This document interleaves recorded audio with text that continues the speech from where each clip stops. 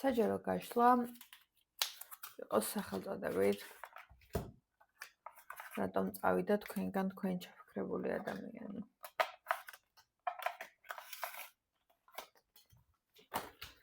რა იყო ამის მიზეზი და რატომ წავიდა ის თქვენგან? დანიშნულოვანია, რომ ეს ფაქტორი იცოდეთ, ხო? შეიძლება გაურკვევლად წავიდა, შეიძლება რაღაც სიტუაციურად წავიდა, შეიძლება საერთოდ გარემო პირობებმა გამოიწვია ეს მოქმედება. ვერ გეტყვით, რომ არ უყვარხართ და იმიტომ წავიდა. ეს სიყვარული არის პირველივე ემოციიდან ჩანს სიყვარული. აბა რა მოხდა? რაღაცა შორეულ გზასთან დაკავშირებით ოჯახის თემებიდან გამომდინარე, გადაწყვიტა, რომ ეს იქნებოდა სწორი. ანუ ამ კონკრეტულ მომენტში ეს იქნებოდა სწორი. თითოეულ სიტუაცია და სიტყვა, რომელიც გაჟღერდა თქვენ შორის, ის იყო ძალიან მტკივნეული, ისარივით, რა თქმა უნდა, წვავე და ამავდროულად ძალიან რაღაცნაირი ჩუმი, ფაქიზი და ემოციურად არაჯანსაღად.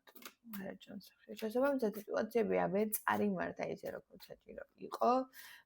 ვერ წარიმართა ისე, როგორც უნდა ყოფილიყო. იყავით ხელფასშეკრულებულ ურთიერთობაში, არ მოусმინეთ ერთმანეთს და დაანგრიეთ თქვენი შეყვარებულობა, რომელიც იდგა დღეს წესრიგში. სიტუაციები, რომელიც თქვენს ირგვლივ იყო, ვერ მართეთ სწორად. და რას ნიშნავს ვერ მართეთ სწორად?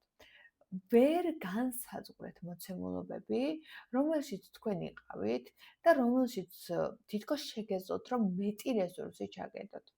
მეტი რესურსის ჩადება ნიშნავს, რომ შეგეძლოთ ერთმანეთზე მოსმენა, კომუნიკაცია, ერთმანეთთან მიტანა ამბავის და სწორი ფორმულირება ამ ყველაფერს. თქვენ რა გააკეთეთ? უბრალოდ არც ერთმა.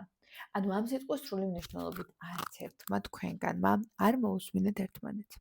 შესაბამისად ადგა, წავიდა, დარჩით ასე რაღაცნაირად ეულად ორივე თქვენგანი და ახლა ჯდამტირალი წყლისა სახლსა, თუ პირსა, თუ ქვაცა, თუ ყორხსა, თუ დინარესა, ტირის და მოთქვამს და გლოვობს თქვენებას. ვერ გეტყვით, რომ მისთვის არ ხარ მნიშვნელოვანი. მისთვის სავსებით და ძალიან მნიშვნელოვანი ხარ. გააჩნია რაღაც რესურსებს, მოცემულობებს, ანუ ეს რესურსიც კი ვერ წარიმართა და წარმართა ისე, როგორც მას უნდა და ამიტომ გაჩერდა შეყვარებულობა. მოდი ვნახოთ, რამდენად პერსპექტიულია სამომავლო თქვენი ურთიერთობის გაგრძელების შანსები და ასე შემდეგ.